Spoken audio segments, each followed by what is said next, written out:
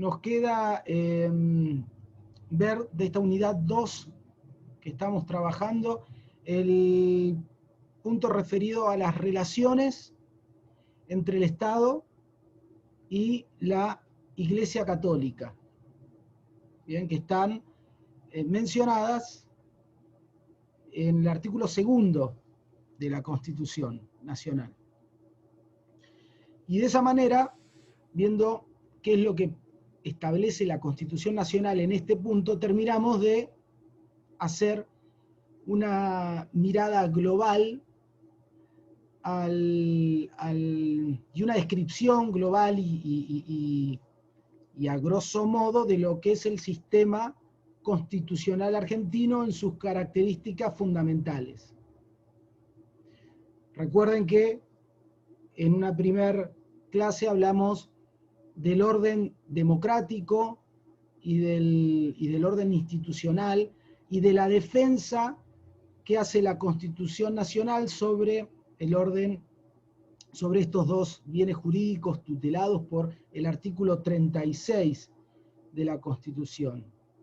En una norma que ya dijimos en aquel momento, en esa primera clase, dijimos es una norma fundamental del sistema, aunque fuera incorporada recién en el año 94.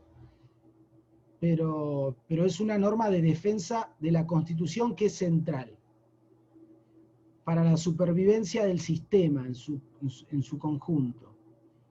Después, la otra clase anterior, estuvimos trabajando sobre las características también fundamentales que tiene el sistema constitucional argentino.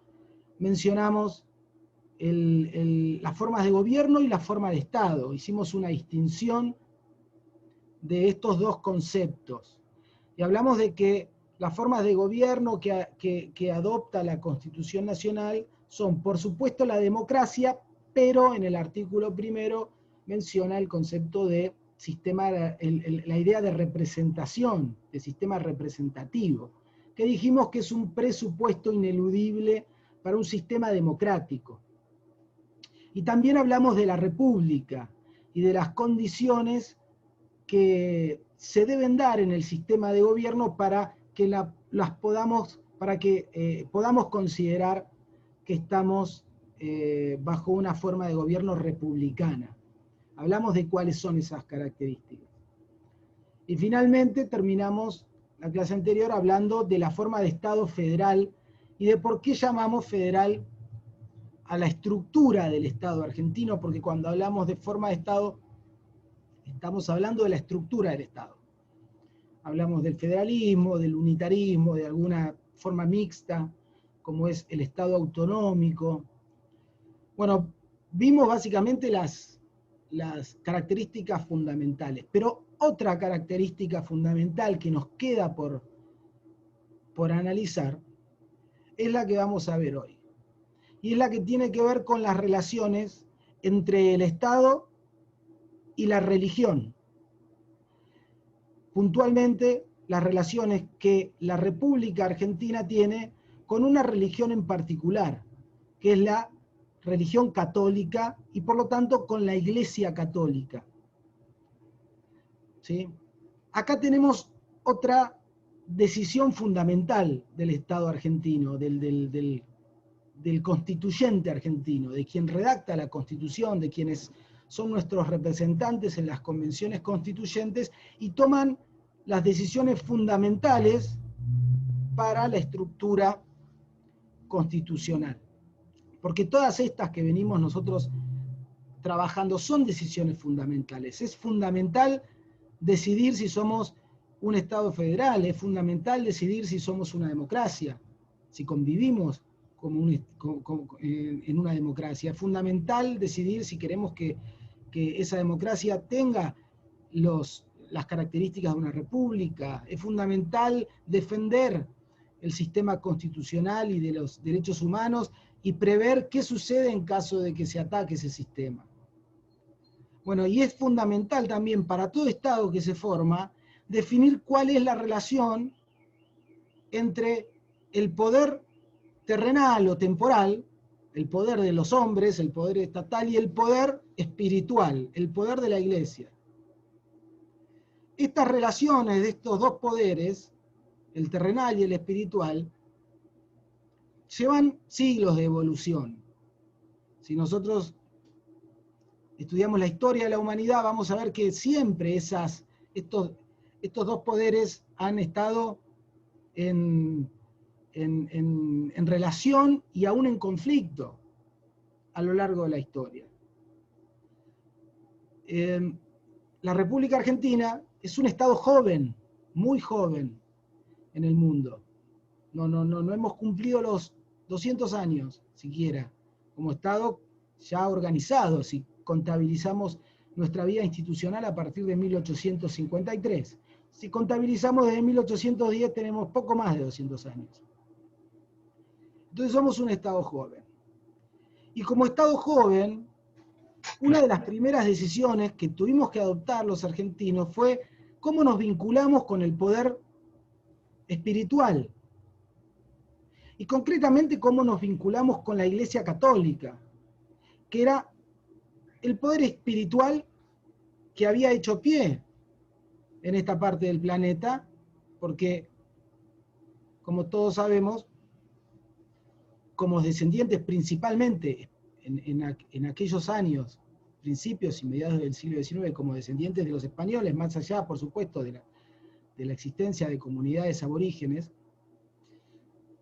pero como descendientes de españoles teníamos, obviamente, la religión católica como una religión claramente preponderante en relación a las demás, porque era la religión que era y es la prevalente en España, y lógicamente lo fue en el virreinato en aquellos años.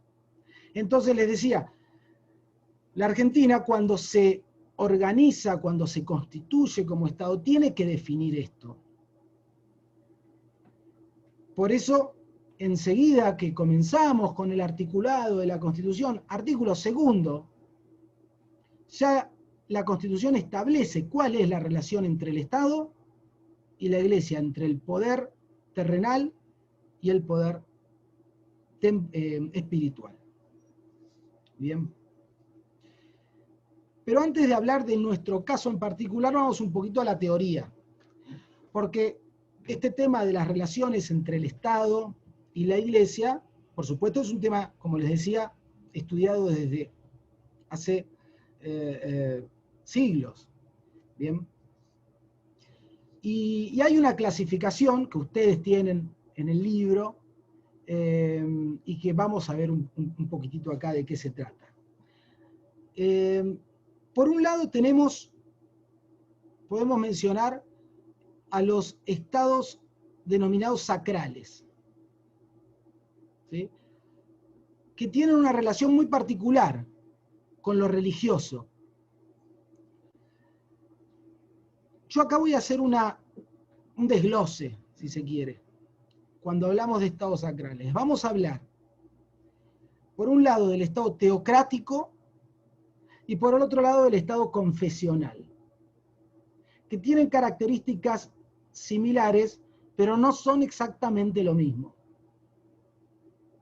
Podemos decir que los dos forman parte del denominado estado sacral, o de la relación de sacralidad entre el Estado y la Iglesia. ¿Qué pasa entonces? Vamos a empezar con un estado teocrático. ¿Qué pasa en un estado teocrático? ¿Por qué decimos que un estado es teocrático? Bueno, calificamos a un estado de teocrático porque en ese estado hay una confusión entre el poder temporal, el Estado, y el poder espiritual, la Iglesia. Iglesia y Estado forman parte de una unidad. ¿Esto qué significa? Significa varias cosas. Primero, que los líderes espirituales, los líderes de la Iglesia, las jerarquías de la Iglesia, también lo son del gobierno. También son líderes estatales. Bien. Es decir, quienes gobiernan también son quienes gobiernan la iglesia. O si lo vemos al revés, quienes gobiernan la iglesia también gobiernan el Estado. Por lo tanto, se da esta confusión entre poder estatal y poder eclesiástico. En los estados occidentales, en el mundo occidental, esta situación ocurría en la Edad Media.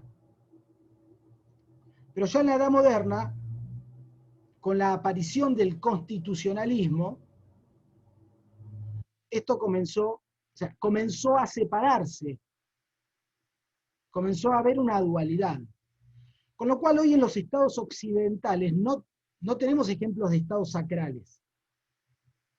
No tenemos ejemplos de estados teocráticos, que es el ejemplo específico que estamos hablando. Estos estados teocráticos se dan básicamente en el mundo islámico. Es decir, en aquellos estados que tienen la religión islámica. ¿Por qué? Porque la religión islámica es una religión particular que no distingue entre lo terrenal y lo espiritual. La religión islámica tiende a gobernar toda la vida del individuo, la vida privada y la vida pública. Entonces, hay estados que tienen,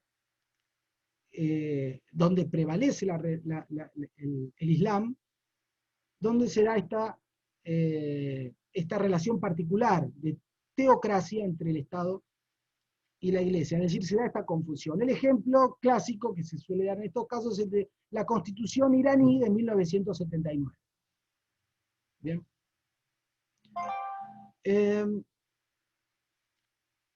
Un escalón un poco más debajo, un poco debajo del Estado teocrático, pero todavía dentro del esquema de un Estado sacral, lo tenemos con el Estado confesional. Es decir, la relación de confesionalidad. Digo un poco debajo en esta relación, en esta confusión que se da en el Estado teocrático, ya no se da en el Estado confesional. Es decir, en el Estado confesional tenemos el poder temporal por un lado y el poder espiritual por el otro. Iglesia y Estado están separados, pero ocurre que el gobierno del Estado responde a los postulados divinos o al dogma divino de determinada religión. Es decir, se da una separación, pero solamente, digamos, en lo formal. Porque, por ejemplo, las leyes del Estado deben ser concordantes con la religión oficial.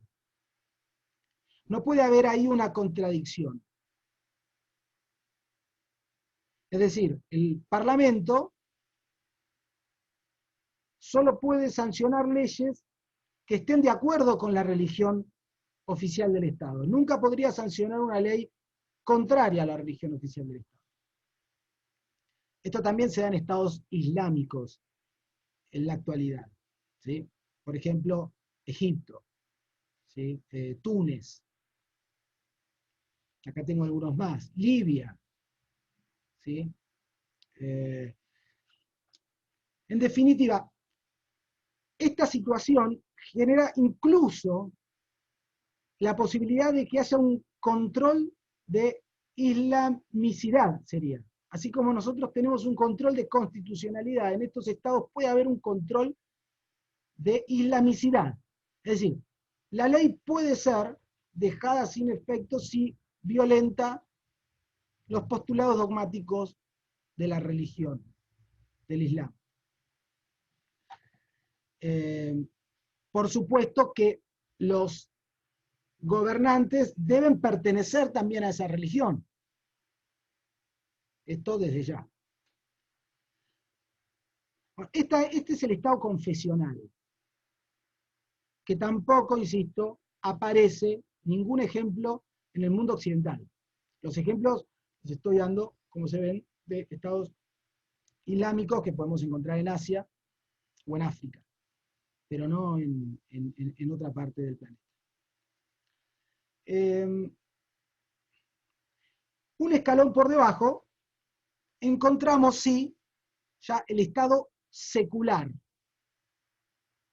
que tiene una relación de secularidad con la Iglesia. ¿Qué ocurre en el Estado secular? En el Estado secular, por supuesto que hay una separación entre Estado e Iglesia. Recuerden que vamos en orden descendiente de cada vez mayor separación entre Estado e Iglesia. Pero esta separación no es absoluta. El Estado no necesariamente tiene que seguir los postulados de la Iglesia, pero sí en ese Estado secular hay una Iglesia oficial, o una Iglesia, por lo menos, particularmente protegida, o particularmente reconocida por la legislación, por sobre las demás. En este caso, el Estado no tiene que seguir los postulados de esa religión, porque en los estados seculares lo que ocurre es que, si bien hay una falta de igualdad entre las iglesias, entre los credos, porque hay uno que tiene un reconocimiento especial, esta falta de igualdad no significa falta de libertad, porque todos los credos pueden actuar libremente. Y los ciudadanos de ese Estado tienen lo que se denomina el derecho de libertad de cultos, o libertad de religión. La libertad de profesar libremente el culto, la libertad de expresar que profesan ese culto, y la prohibición, por supuesto, de que haya cualquier tipo de discriminación en razón del culto que profesa un ciudadano o una ciudadana. Es decir, en los estados seculares se puede dar esta conjunción de no igualdad entre los credos, pero sí libertad de los credos. Este es el caso de la República Argentina, ya lo vamos a ver. Porque en la Argentina, como les decía al principio, hay una iglesia que tiene un reconocimiento particular, que es la Iglesia Católica.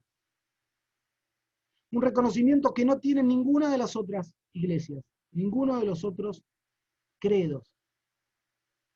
Pero desde el día 1 de la Revolución de Mayo, se postuló el principio de la libertad de cultos, especialmente en la Asamblea del año 13 hacia adelante. La libertad de cultos, que además forma parte también de los principios que estructuran al Estado liberal constitucional de esta parte del planeta. Los estados liberales o el constitucionalismo liberal tiene como uno de sus pilares fundamentales la libertad de cultos, ¿sí? Como uno de los derechos fundamentales del ser humano. Entonces, los países que forman parte de este proceso del constitucionalismo declaran, por supuesto, la libertad de cultos, que hoy son la gran mayoría de los países del mundo. Bueno, este es el Estado secular. Ahora vamos a ver las particularidades propias del caso argentino. Pero hay un estadio de mayor separación todavía entre el Estado y la Iglesia, que es el de la separación total, o la laicidad. El Estado laico, que es aquel que declara abiertamente su neutralidad absoluta en materia religiosa. Es el Estado que no reconoce ninguna religión como religión de Estado, ni como religión preferida. Declara claramente que el poder espiritual tiene su jurisdicción espiritual y el poder temporal tiene la propia. Y no hay entrecruzamientos entre una y otra. Esto no significa que las sociedades en esos estados sean sociedades agnósticas o poco religiosas. No es el caso. O sea, no necesariamente es así. Tenemos el ejemplo de los Estados Unidos, que es un estado laico, lo prevé la primera enmienda de la Constitución de los Estados Unidos. Prevé la separación entre el Estado y la Iglesia. Y sin embargo, los Estados Unidos no es un estado poco religioso. La sociedad no es una sociedad poco religiosa. Quizás lo religioso tiene otros canales de expresión, como pueden ser partidos políticos. En estos estados a veces ocurre que un partido político asume los dogmas religiosos como propios del partido y los defiende. Y tiene un electorado que se vincula a esa religión. Y lo religioso canaliza por ahí en el proceso político. Y no a través de un reconocimiento del Estado a determinada religión. Francia es otro país laico, otro Estado laico, ¿sí? Donde se establece esta diferencia. España declara cierta laicidad en su Constitución de 1978, pero al mismo tiempo que la declara, porque dice que no hay religión del Estado, al mismo tiempo hace mención a la Iglesia Católica como que vamos a considerar que la mayoría de la población española es católica. Algo así dice la Constitución española, es un ni. Quisieron ser laicos, pero quizás quedaron a mitad de camino los españoles. En este tipo de Estado, en definitiva, hay una separación total entre Estado e Iglesia. Acá no hay ningún reconocimiento, insisto, del Estado respecto de ningún credo en particular, y por supuesto hay libertad de cultos. Por supuesto que hay libertad de cultos también como en el Estado secular. Bueno, estos serían las categorías fundamentales, teóricas, en abstracto, de los distintos tipos de Estado. ¿Hasta acá vamos bien? ¿Me quieren hacer una pregunta? ¿O me hicieron alguna a ver en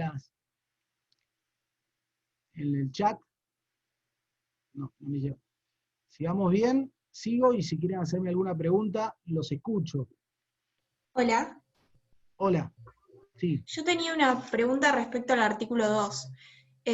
Viste que plantea que, bueno, como que se sostiene el culto católico apostólico romano. Y eso en el examen, por ejemplo, lo tendríamos que interpretar desde el sostenimiento institucional que viene con toda la parte de la iglesia y el sostenimiento económico, ¿no? Y también podríamos incluir el artículo 14 de la libertad de culto. Estaría También el bien. artículo 75, inciso 22. Perdón que lo interrumpa, compañera. Sí, ¿qué pasaría con el 75 inciso 22? ¿Por los concordatos hablás? Con los concordatos expresamente dice con la Santa Sede. Ahí se encuentra un vínculo muy estrecho entre la Iglesia Católica y el Estado argentino. Sí. A ver, primero voy a la pregunta de Brisa. Brisa, ahora vamos a hablar de qué significa el sostenimiento del artículo segundo. Acá hay posturas divergentes. Pero sí, ahora lo vamos a mencionar. Igual también tenía otra consulta respecto a las cláusulas pétreas. Hay una parte donde Campos sostiene que tanto el artículo 1 como el 2 de la Constitución Nacional vendrían a ser cláusulas pétreas, pero no terminé de interpretar bien el concepto, porque en cierto modo, si bien dice que estas existen, son tácitas, pero no entiendo bien a qué se refiere. A ver, las cláusulas pétreas existen para algún sector de la doctrina o de los intérpretes de la Constitución porque la Constitución en sí misma no declara que haya ninguna cláusula pétrea, cosa que otras constituciones sí hacen. Pero la Constitución Nacional Argentina no lo hace. De hecho, la Constitución Nacional, en el artículo 30, declara que puede reformarse en todo o en parte de la Constitución. Con lo cual, cuando habla del todo, nos estaría dando la señal, un mensaje, para que interpretemos que democráticamente podemos reformar lo que quisiéramos. Esto, por supuesto, genera un debate que tiene que ver con el hueso mismo de la teoría de la democracia. Democráticamente, si podemos reformar todo o no, la gran pregunta de siempre, ¿democráticamente podemos salir de la democracia?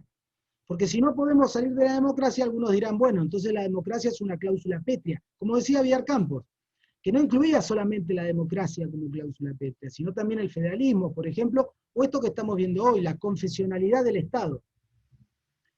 Pero, ¿qué significa para Villar Campos una cláusula pétrea? Una cláusula, ya les digo, una cláusula que no puede ser reformada. Es decir, una cláusula que no puede ser, perdón, incluso lo estoy explicando mal. Para Villar Campos, una cláusula pétrea es una cláusula que no puede ser suprimida de la Constitución, pero sí puede ser reformada. Es decir, por ejemplo, el federalismo. Nosotros, como Estado federal, podemos hacer retoques al Estado federal, pero no podemos suprimirlo, no podemos pasar a ser un Estado unitario, porque eso es una cláusula intocable, las que hacen a la forma de Estado federal. De todas maneras, Villar Campos lo decía, y en general quienes trabajan sobre las cláusulas pétreas y quienes defienden la existencia de cláusulas pétreas, lo hacen señalando que las cláusulas pétreas existirán en la medida que existan las condiciones y el consenso social de que existan esas cláusulas pétreas. No sé si me explico. En la medida que en términos de Villar Campos, que era un trialista en su forma de concebir el derecho, trialismo jurídico, el trialismo jurídico concibe al derecho como un conjunto de normas, como un conjunto de valores y como un conjunto de conductas. Entonces, Villar Campos, cuando hablaba de las cláusulas pétreas, se enfocaba en las conductas y en los valores. Es decir, en la medida que existan los valores positivos hacia la democracia y querramos vivir nuestras conductas, ratifiquen que queremos vivir democráticamente, esa cláusula va a ser pétrea. ¿Sí? No sé si me explico. Es decir, cuando cambien los valores o cuando cambie lo que Villar Campos denominaba la vigencia sociológica, que es a lo que apuntan las conductas, cuando cambie la vigencia sociológica, es decir, cuando ya nosotros como sociedad no aspiremos más a vivir bajo una forma de Estado federal, por ejemplo, entonces esa cláusula dejará de ser pétrea. Con lo cual, ¿él qué hacía? Él no congelaba una cláusula pétrea en un idealismo absoluto e intocable, en un dogma. La cláusula pétrea era pétrea en la medida que se vincule con determinados valores y conductas que tengan vigencia sociológica. Gracias, profe, se entendió perfecto. Bueno, me alegro. Y ahora yendo a lo de Emanuel. Sí, Emanuel, el 75, inciso 22, menciona los concordatos porque es el nombre que técnicamente corresponde a ser, el nombre que le corresponde a los instrumentos internacionales que vinculan al Estado con la Santa Sede. ¿Sí? Acordate que la Santa Sede es en el derecho internacional, en el ámbito del derecho internacional, tiene el estatus de un Estado. Valga la redundancia, si se quiere, estatus de un Estado. ¿Sí? Es considerado una persona de derecho internacional la Santa Sede. Pero se vincula con los demás estados a través de concordatos o concordados, mencionan algunos juristas también. La Constitución habla de concordatos. ¿Sí? Y bueno, la Constitución habla de los concordatos con la Santa Sede justamente por esto, porque la relación del Estado argentino con la Iglesia Católica es una relación que es importante, prevalente para la Constitución argentina con esa religión. por razones históricas, razones culturales, principalmente por la razón de que una gran parte de la comunidad argentina profesa la religión católica, especialmente en el siglo XIX. Pero no me quiero adelantar, ahora vamos a ir a hablar un poco. No, pero quería aclarar que preguntar si también tenía mucha relevancia con el tema que estamos tratando en la clase de hoy, por eso. Sí, sí tiene relevancia, es una de las normas que hacen referencia a esto. Claro, listo. Muchas gracias, profesor. No, de nada, Manuel. Bueno, vamos a ver entonces el artículo 2. ¿Sí?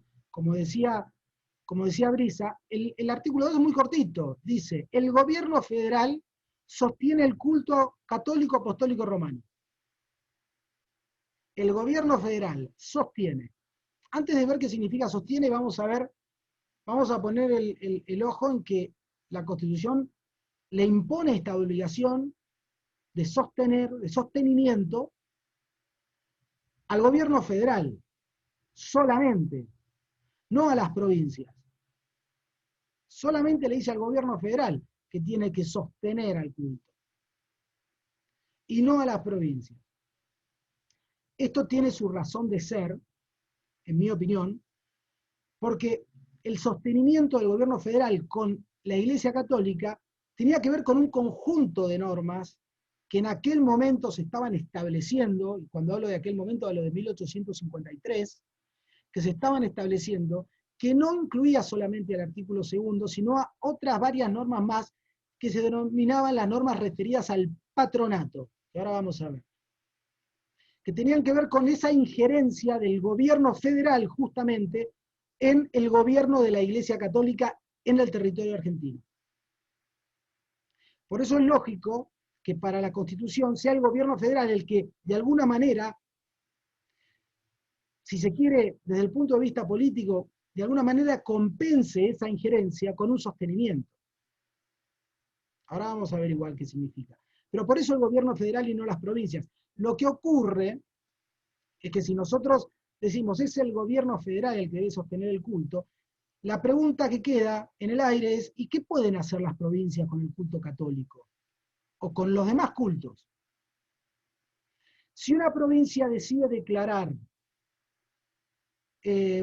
como religión oficial a la religión católica, como lo hace, por ejemplo, la provincia de Santa Fe, a través de su constitución, ¿puede hacerlo o no puede hacerlo? Porque quien tiene las relaciones y quien toma esta decisión política, recuerden que al principio hablé de una decisión política fundamental del Estado argentino, y quien toma la decisión política, o quienes tomaron, son los convencionales constituyentes a través de la Constitución Nacional. Con lo cual, esta es una decisión que no podrían tomar las provincias. Es decir, una provincia no podría decir, mi religión oficial es la católica o es alguna otra. Porque esta competencia la tiene solamente el Estado Nacional a través de la Constitución. Porque estamos hablando de normas constitucionales, ius fundamentales. De todas maneras, hay provincias que hacen una referencia. Hay algunas que reiteran lo que dice la Constitución. Que la provincia sostiene o sigue los postulados de la Iglesia Católica. Lo más prolijo quizás es que las provincias guarden silencio en este punto, porque es una cuestión que queda, en definitiva, sujeta, insisto, a la competencia nacional, del Estado Nacional, que queda reflejada en la Constitución Nacional. Por eso el artículo 2 habla del gobierno federal. Pero bueno, entiendo que esto también es discutible. ¿Sí? Porque de hecho las constituciones provinciales, algunas, no todas, han asumido alguna posición en particular. Bueno, ¿y qué significa sostiene? ¿Qué significa sostiene? El sostiene significa, para la gran mayoría, creo entender la gran mayoría, o por lo menos si hacemos una interpretación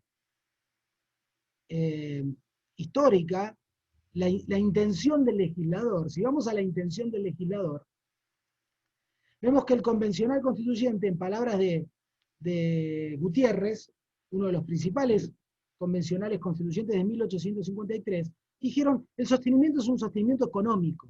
Cuando hablamos de que el Estado Nacional sostiene al culto católico, estamos hablando de un sostenimiento económico.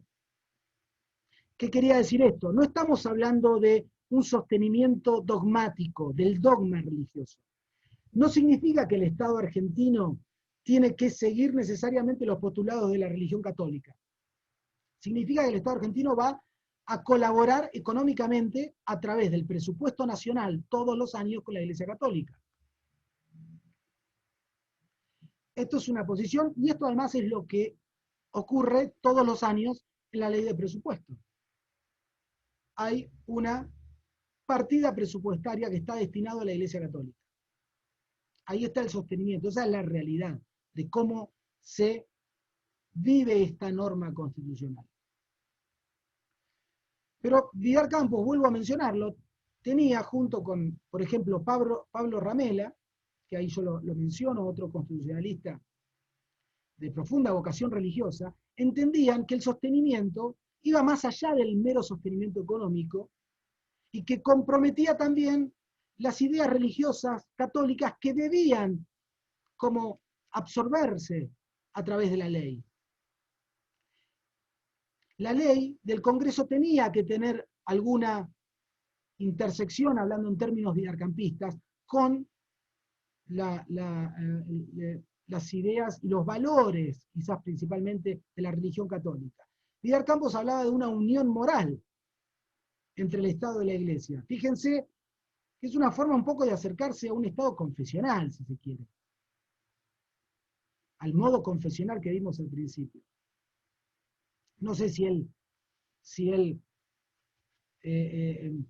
llegaba a tanto con su posición, pero en su tratado él es muy claro, habla de que el sostenimiento no es un sostenimiento de tipo económico, es un sostenimiento que va más allá, y él habla, insisto, de la unión moral. Estas son las dos grandes posiciones que hubo, pero la realidad marca que el sostenimiento hoy, por lo menos a esta altura, de la vida de nuestro país, sea una vida política o del desarrollo de nuestros valores como sociedad,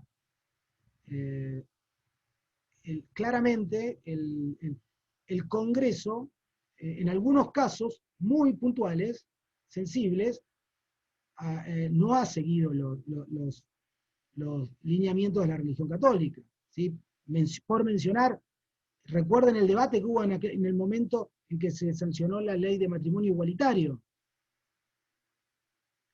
Bien, que los sectores más religiosos impugnaban esta ley, porque adscribían a un modelo de matrimonio claramente religioso.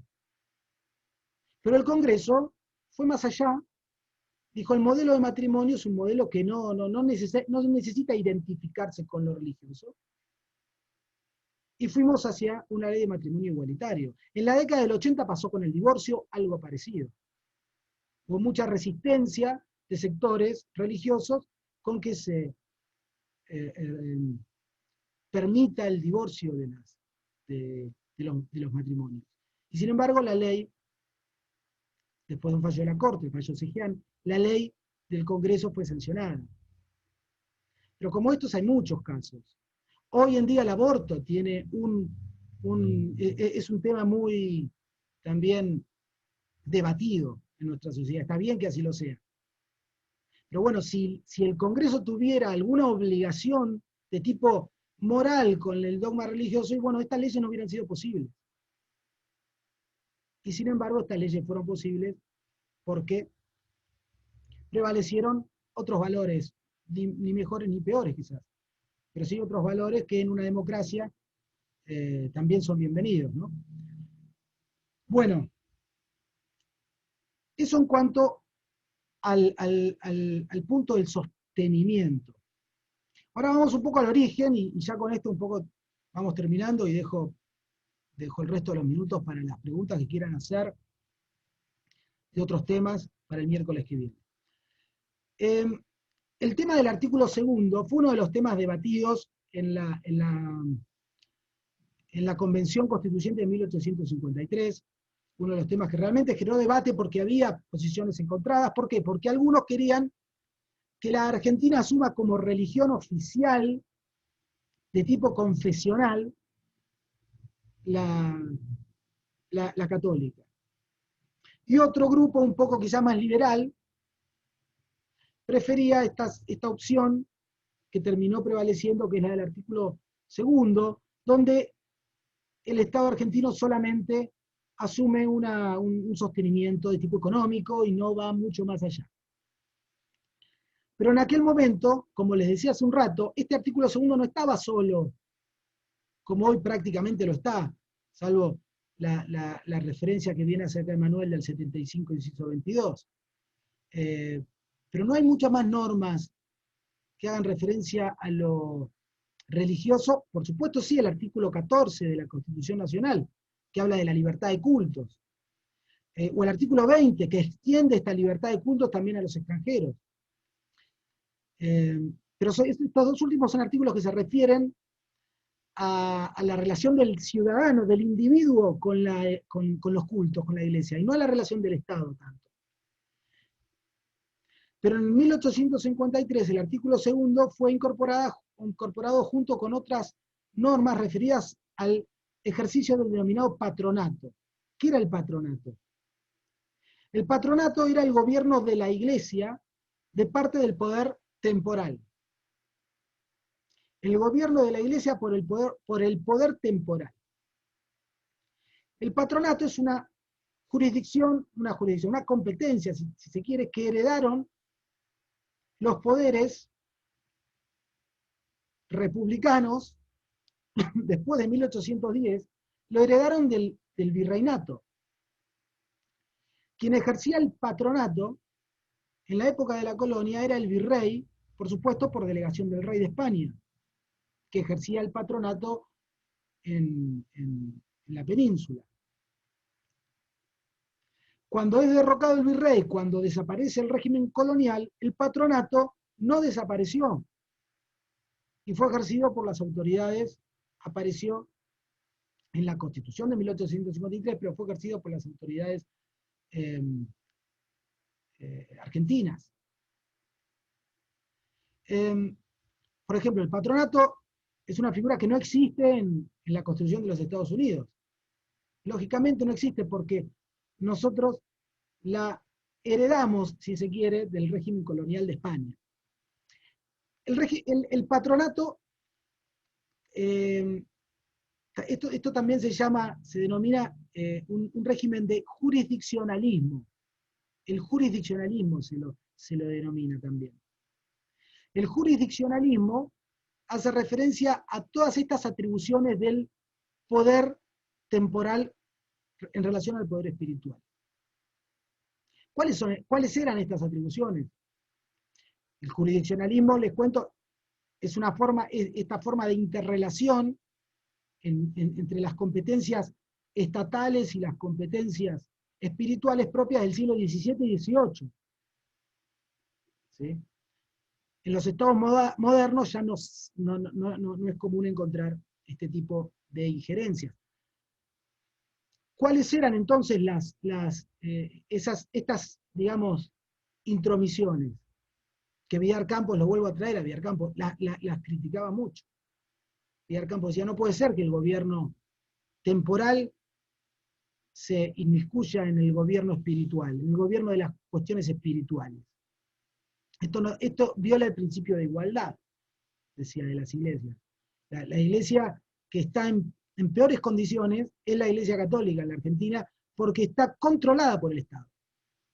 Bueno, más allá de esta crítica, ¿qué es lo que podía, cuál era la injerencia del Estado argentino? Por ejemplo, en el nombramiento de los obispos. Debía intervenir necesariamente el gobierno nacional. Si el Papa nombraba obispos, en el medio tenía que haber una aceptación, si se quiere, del gobierno nacional. Por ejemplo, en las comunicaciones entre el Papa y los obispos tenían que pasar, o los actos de publicidad tenían que pasar a través también de las autoridades nacionales. En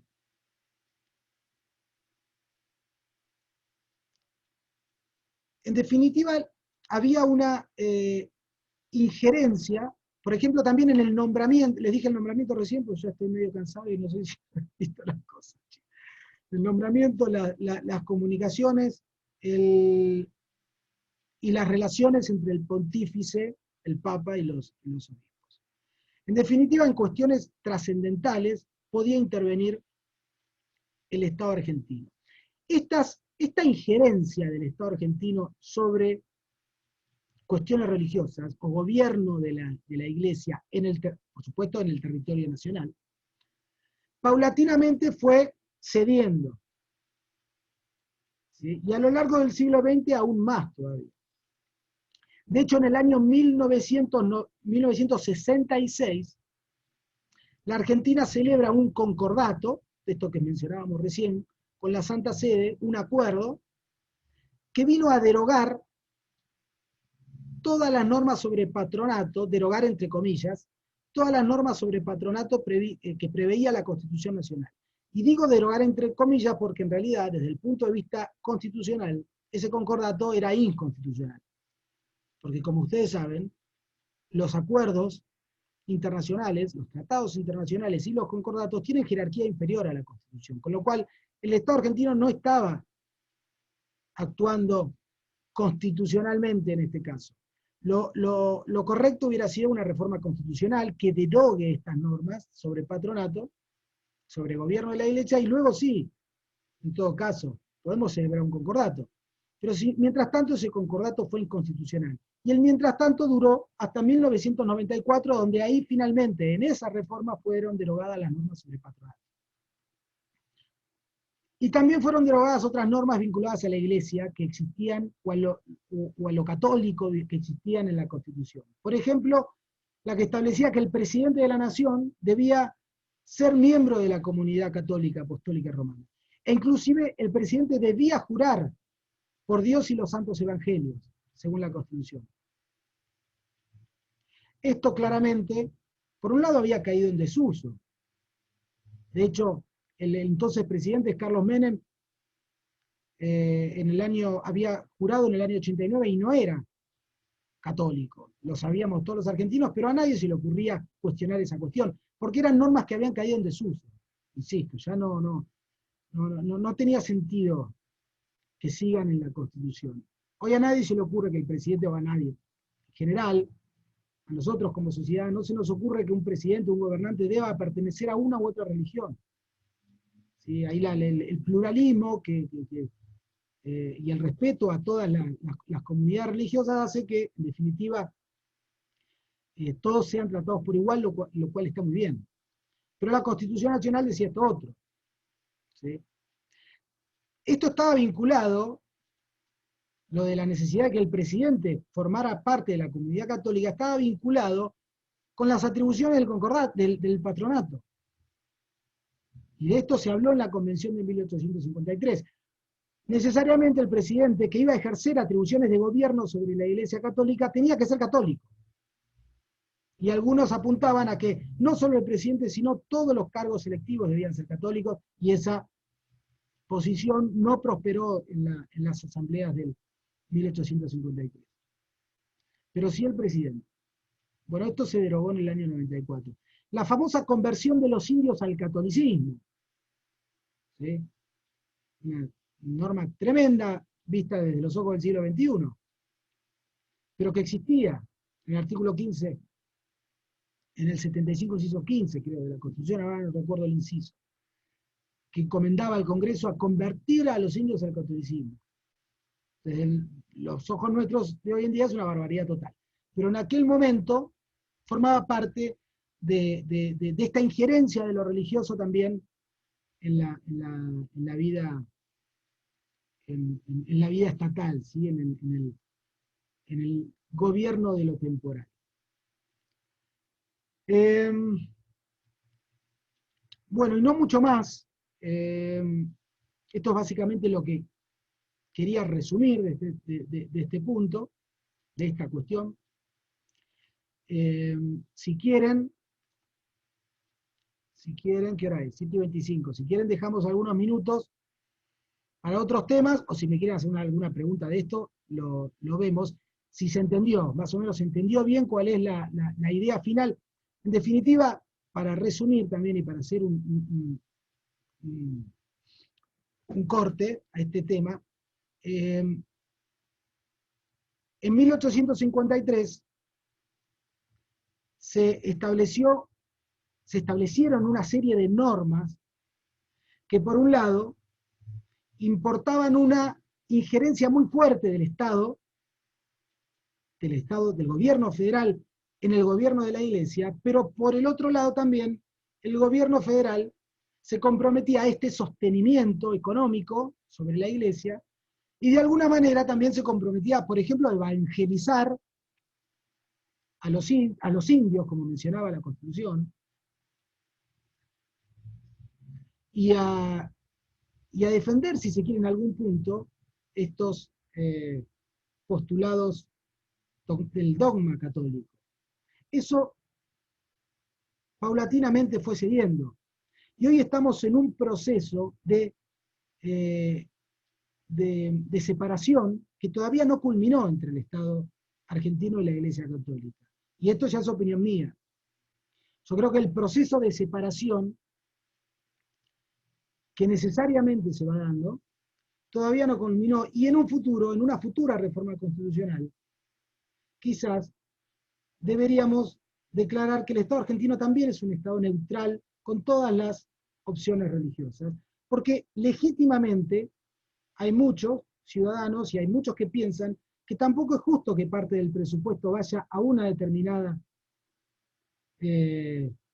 iglesia, porque alguien que pertenezca, por ejemplo, a la comunidad judía o a cualquier otra comunidad religiosa puede, con toda la legitimidad y razonabilidad de su posición, decir, ¿por qué mis impuestos tienen que ir a sostener el culto católico? ¿Cuál es el motivo? Bueno, estos son debates que se pueden dar en el futuro y que yo creo que se van a terminar dando en una futura reforma constitucional. Me parece que el proceso de separación se va a ir dando naturalmente, si se quiere. La sociedad lo está demostrando. Todas las leyes que viene sancionando el Congreso durante los últimos años y décadas está mostrando este proceso de separación. El acuerdo con la Santa Sede es un ejemplo clarísimo. La reforma del 94, tenemos otro ejemplo, donde este proceso de separación entre la Iglesia y el Estado se va imponiendo. Bueno, ahora sí, si me quieren hacer alguna pregunta sobre este tema o sobre algún otro que les haya quedado dudas, conversemos, a ver si los puedo ayudar. Profe, Sí, Brisa. yo tenía una duda, pero era sobre otro tema. Sí que no puedo diferenciar bien los términos de federación y confederación de Estado. ¿En qué se diferenciarían?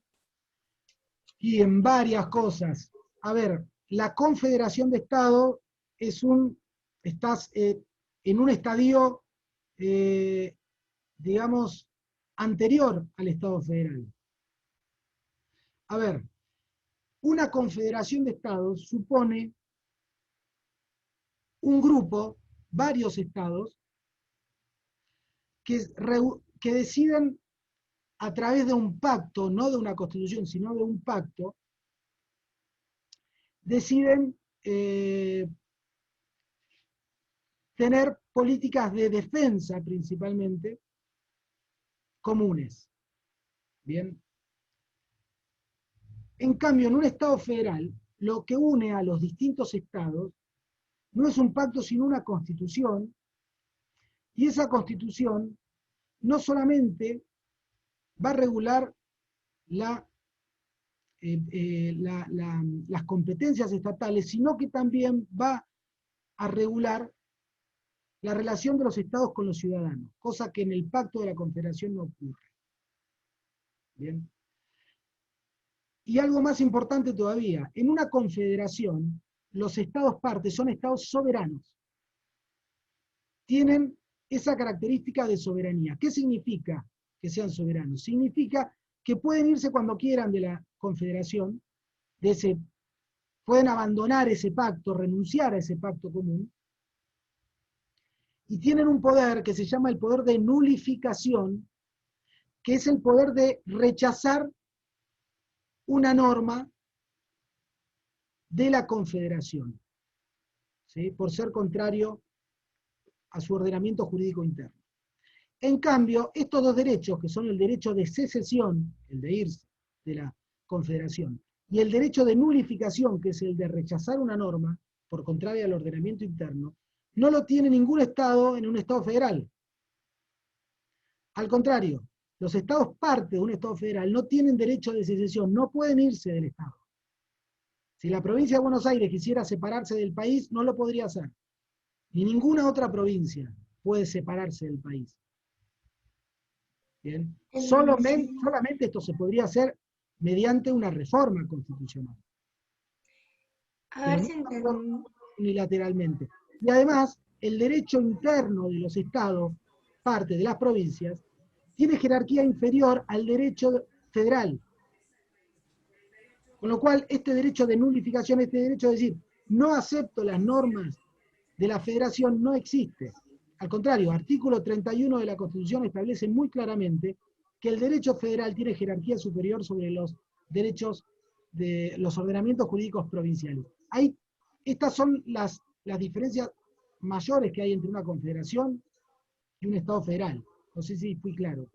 Entonces, por ejemplo, previo a que sancionemos la Constitución, por ejemplo, el Pacto Federal, vendría a ser como en cierto punto una confederación de estados donde las personas se podían adherir al pacto, pero sin embargo podían salir. Pero una vez que se consolidó la Constitución, ¿no?, del 53/60, ya no podían salir y de esa manera era una federación, ¿no?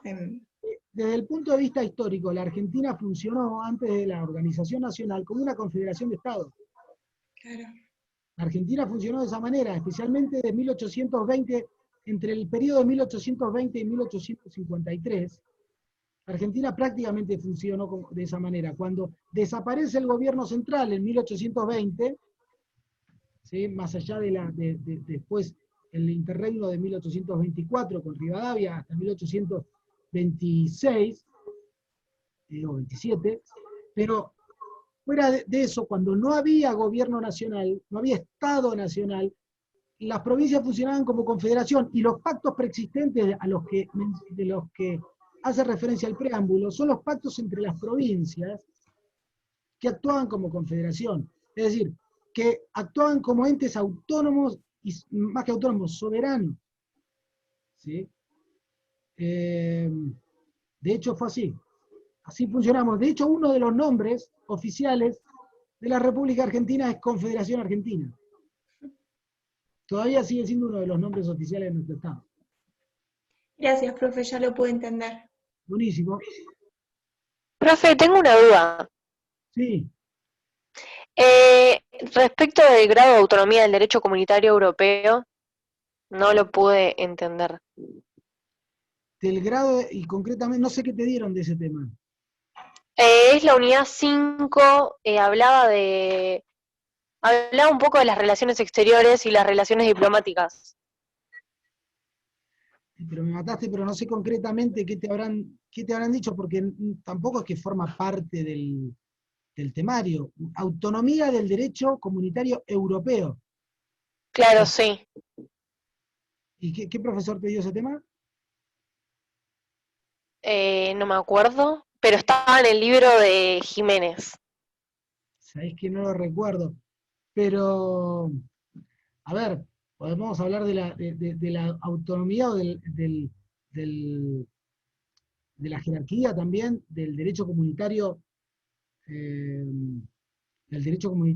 al que pertenecemos nosotros en Argentina, el Mercosur. Pero no sé en qué contexto te habrán dado ese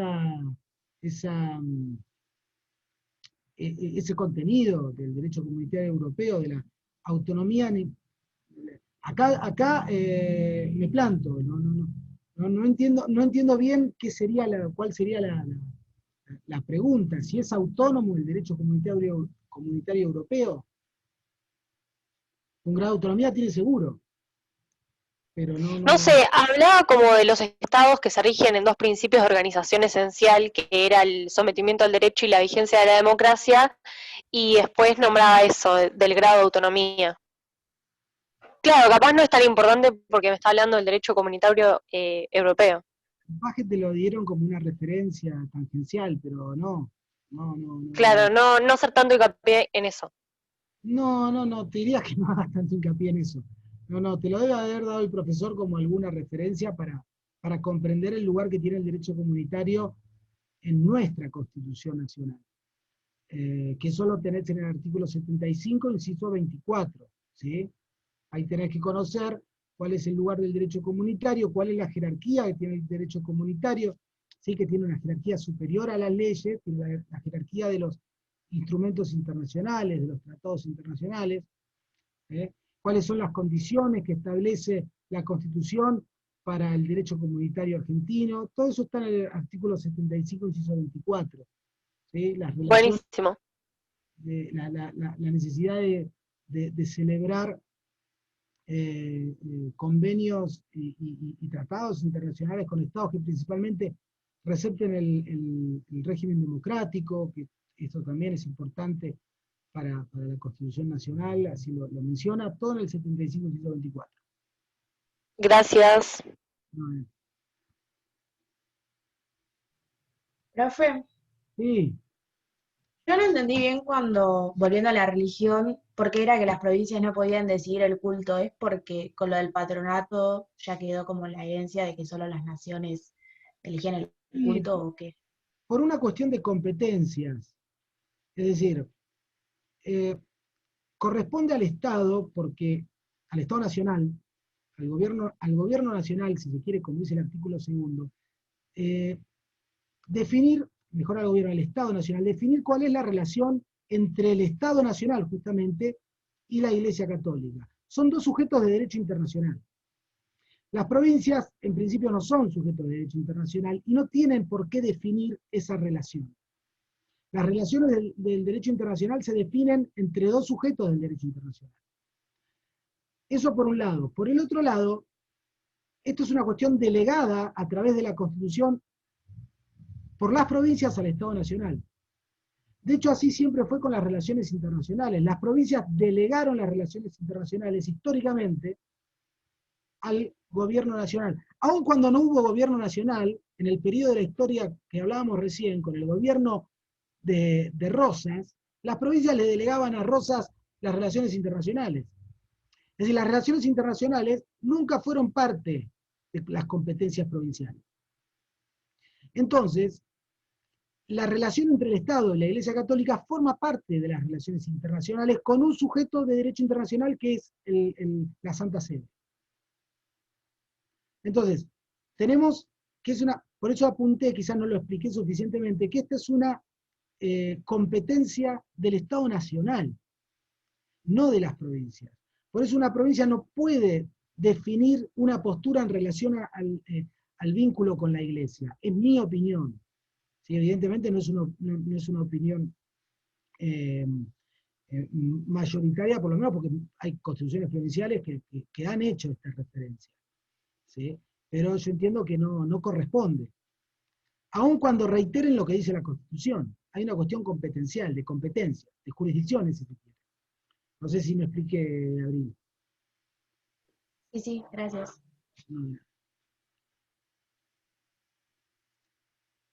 ¿Alguna otra, chicos?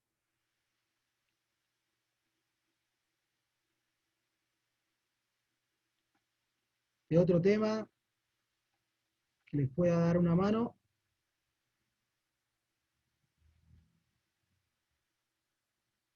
A ver, algunas sí pusieron acá. Esperen que leo. No, profe, para aclarar, entra hasta la unidad 8. El parcial. Sí, es hasta la 8. unidad. Sí, siempre todos los años hacemos hasta la unidad 8. Ok, perfecto. Si se tiene en cuenta el 121, me pone acá Axel, de que las provincias conservan todo el poder no delegado por la Constitución al gobierno federal, ¿no abarcaría poder tomar regional? Claro, Axel, pero no, justamente por eso, porque esta es una cuestión delegada al gobierno federal. El 121 reserva, como bien vos decís, a la nación, a las provincias, todo lo no delegado por la Constitución al gobierno federal. Pero fíjate que la relación con la Iglesia está delegada, de hecho está en el artículo 2. ¿Sí? Está delegada, es una de las cuestiones claramente delegadas, las relaciones internacionales siempre lo fueron. Bueno, si hay alguna otra acá, no. Bueno, si no hay más preguntas, chicos, nos vemos la semana que viene en el Profe, examen. Sí.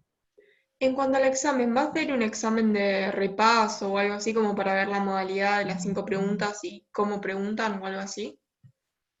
Si va a haber Claro, como una prueba de ensayo. una prueba de ensayo, te averiguo. Sé que hubo el cuatrimestre pasado, creo que lo hubo. No lo sé, la verdad que no lo sé, pero cualquier cosa lo averiguo y les mando un aviso en la plataforma, si les parece. Dale, gracias. No les quiero decir una cosa por otra porque la verdad que no lo sé. Bueno, ¿algo más? Estudien, lean de los libros, estudien con la Constitución en la mano y ahí está, muy bien. Muy bien, Emanuel. Con la Constitución en la mano y Con todas las divisiones, inclusive los tratados internacionales. Tiene más de 20 años, está bien, está muy bien. casi 20. Y, y nada, y traten de internalizar los conceptos, es importante que lean, que internalicen, que repitan, es la mejor manera que les puede quedar el contenido de la materia. ¿Eh? Así que, bueno, si les parece ya vamos terminando. Bueno, nos vemos la semana que viene, chicos y chicas. Nos vemos, profe, adiós. Adiós. Nos vemos. Nos vemos, profesor. Adiós. Chau, chau.